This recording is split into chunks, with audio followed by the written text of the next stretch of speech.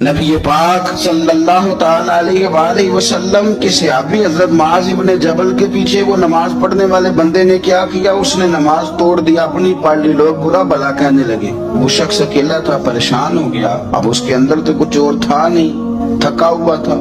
اس نے کہا یار تم نے مجھے بہت تکلیف دی، میں اب حضور کی بارگاہ میں جاؤں گا۔ جا کے عرض کی یا رسول اللہ صلی اللہ علیہ وسلم میں اونٹ چرانے والا آدمی ہوں، میں تھک جاتا ہوں، تکلیف میں ہوں۔ معاذ ابن جبل ہمیں نماز پڑھاتے ہیں اور بڑے پیارے صحابی حضرت معاذ ابن جبل، لیکن فرماتے ہیں حضور اتنی لمبی نماز پڑھائی کہ میں تھک گیا، اور پھر میں نے اپنی نماز پڑھی اور نماز پڑھ کے حضور میں بیٹھ گیا، لوگ مجھے برا بھلا کہہ رہے ہیں۔